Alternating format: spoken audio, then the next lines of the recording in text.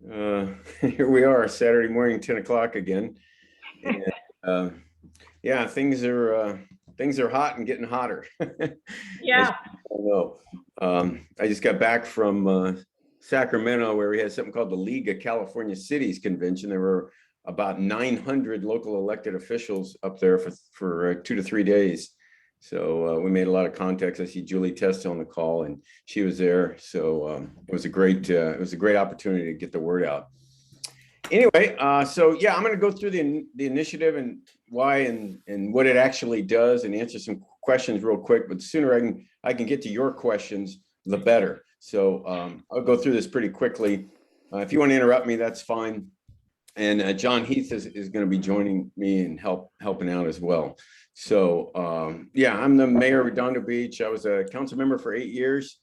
I got elected mayor 4 years ago, and then I just got reelected for another 4 years. We have an elected mayor in Redondo Beach, which is a little bit unusual for a city our size.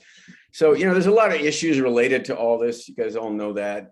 But, the basic fundamental question is, who's better suited to set zoning and other land use regulations for your town, right? Legislature in Sacramento, or the local agency led by officials who live where you live?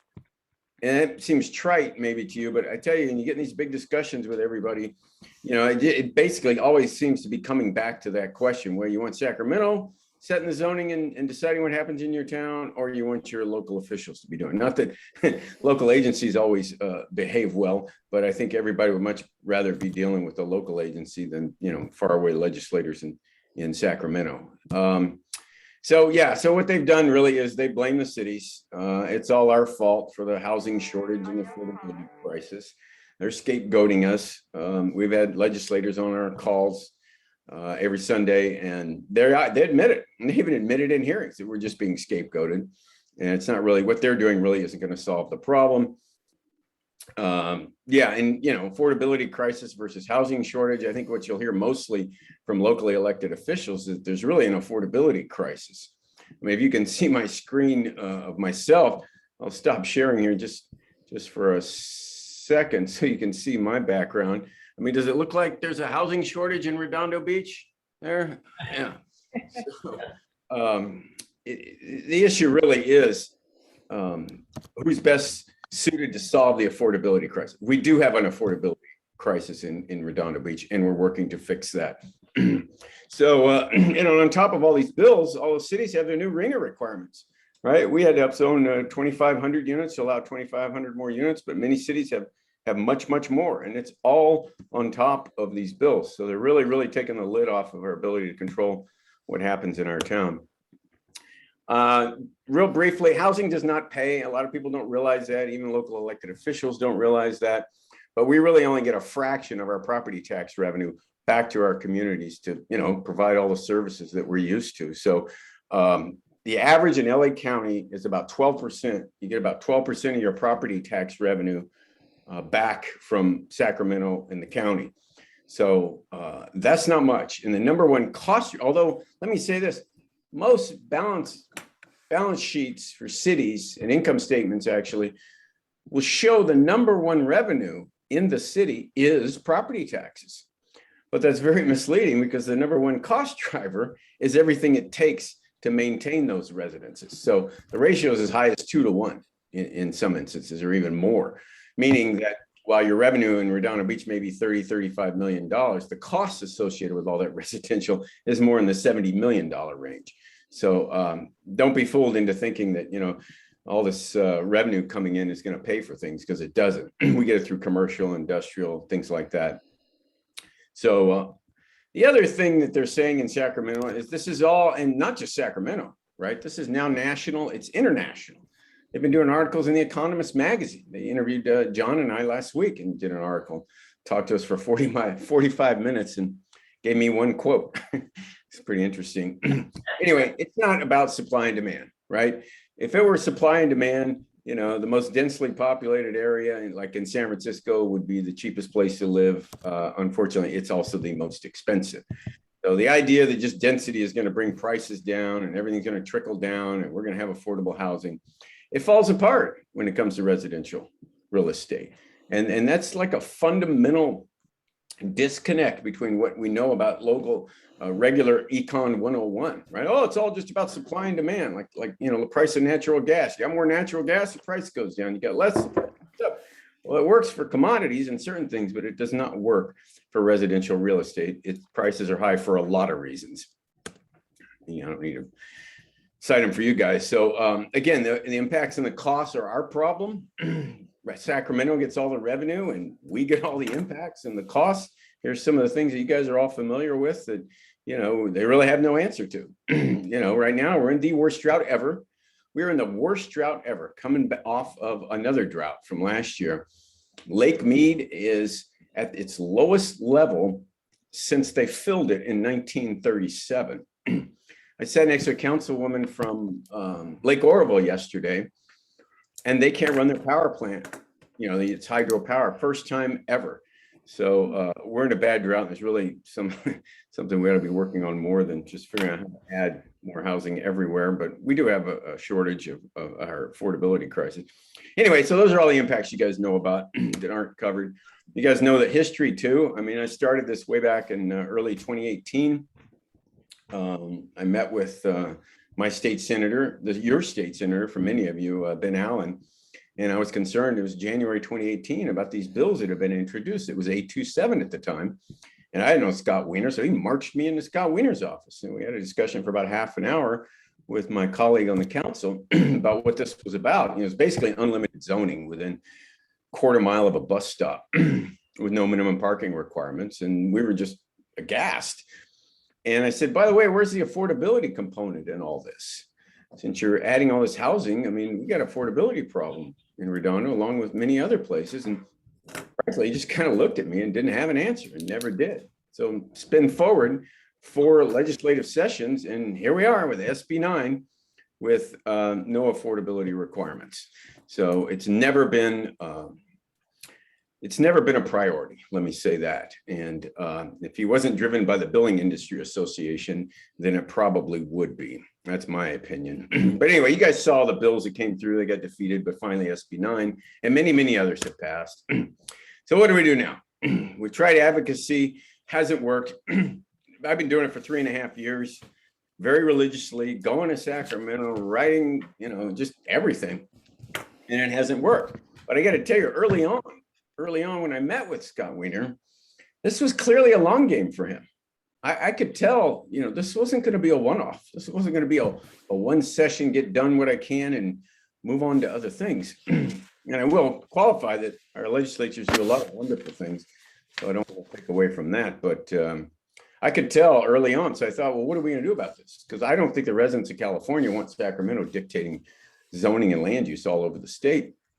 And I thought, well, as I dug into it, I realized the only thing that's really going to transfer the power back to the local community is a constitutional amendment.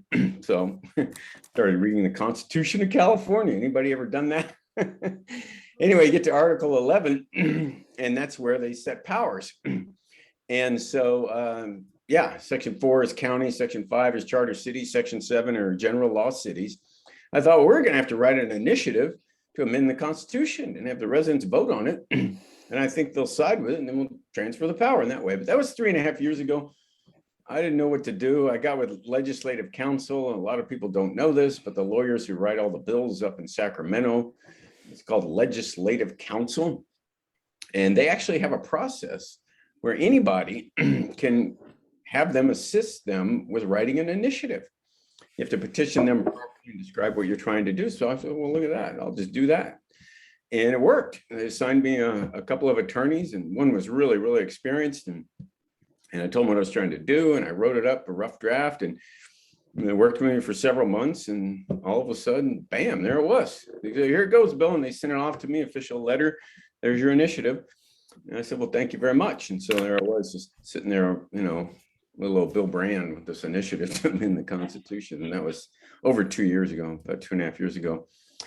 Anyway, as it spun forward to last March, I've been talking to my Assembly member, Almer Tsuchi, and State Senator Ben Allen, and Al liked it. He's a very strong local control proponent. As you can see, he voted no on both SB 9 and SB 10. No, not no vote recorded, no.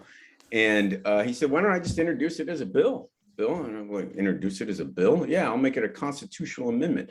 Can get on the ballot with a 2/3 vote of the legislature. I go, well, that's never going to happen. Because that's all right. It'll build awareness and you can use it as a flag to wave around and talk about. So it became ACA 7. ACA 7, Assembly Constitutional Amendment 7. He filed it in March, and Senator Glazier up in the Bay Area co-authored it. Thank you, Julie Test and Susan Kendall. They pushed their senator to co-author it. So anyway, it became ACA 7, but obviously didn't get before them. And so now what it's going to be is a citizen-led initiative. So there's two ways to get an amendment to the Constitution on the ballot. One is for the legislature to just put it on with a 2/3 vote, which obviously they weren't going to do, or to gather enough signatures from registered voters to force it on the ballot, which is what we're up against, what we need to do.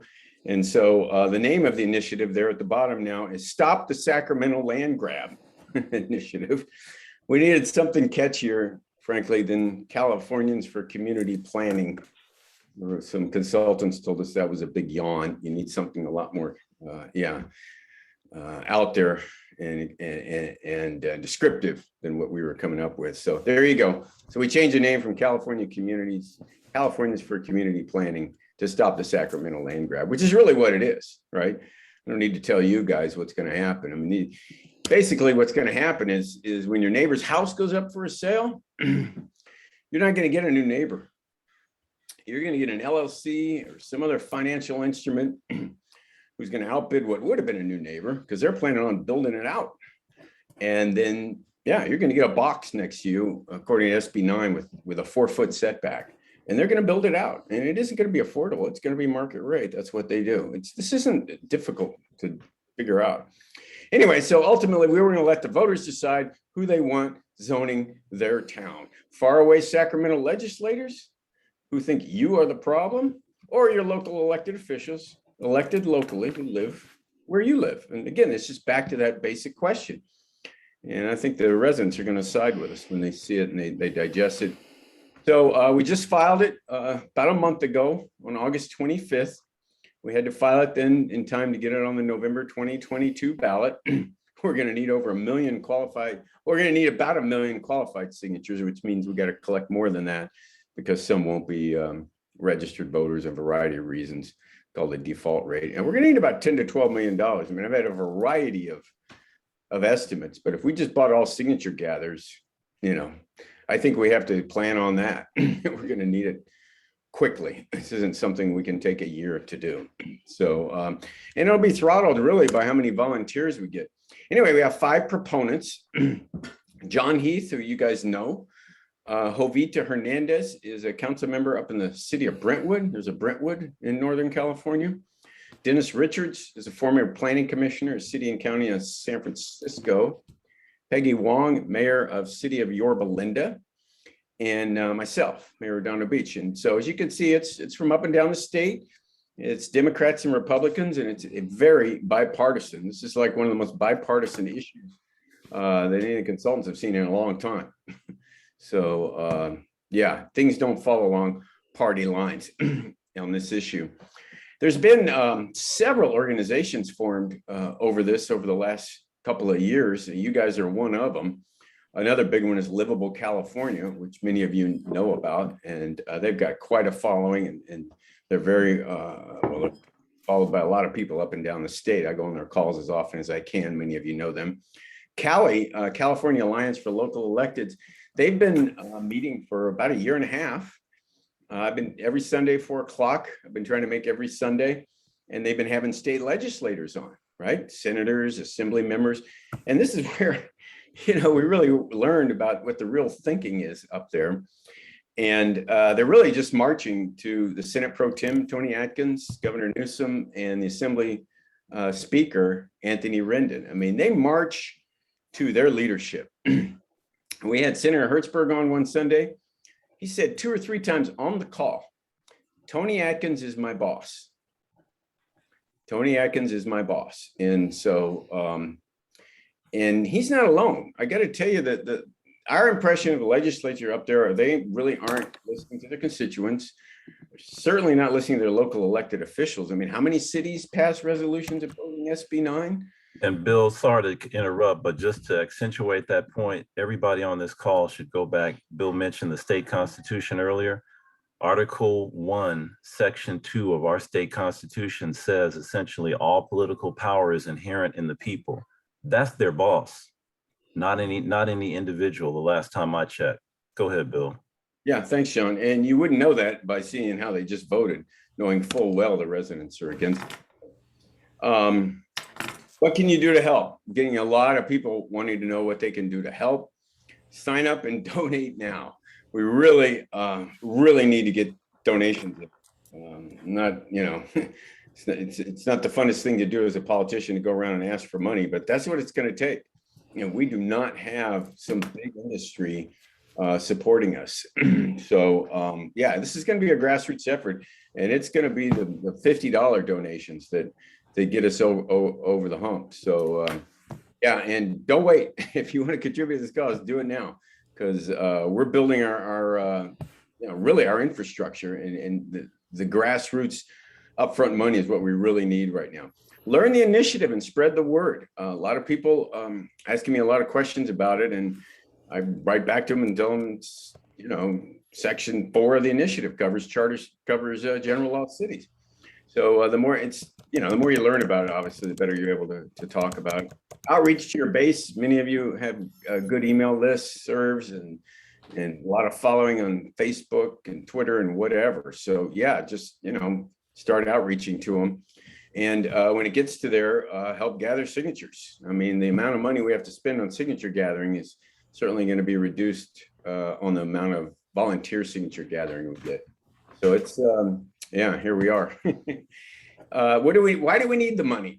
One thing I've learned as a politician, people will donate if you explain to them why you need the money, why you need it now. So here are some of the things we're going to have to do moving forward. This is kind of in order of who's going to be the most expensive signature gathering company, legal fees, you know, all the stuff you can possibly imagine.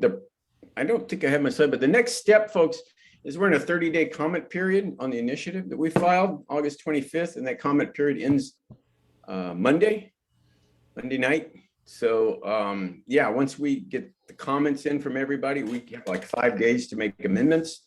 Then we'll send the final initiative out to the legislative analyst's office, back to the Attorney General, and then they're going to fuss around with it. There's a process, and then eventually the Attorney General will issue title and summary of the initiative.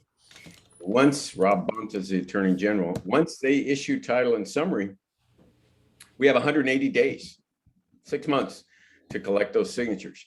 So yeah, the sooner we get started, the cheaper it's going to be, because as the clock ticks down, there's going to be competition for signature gatherers. So there you go.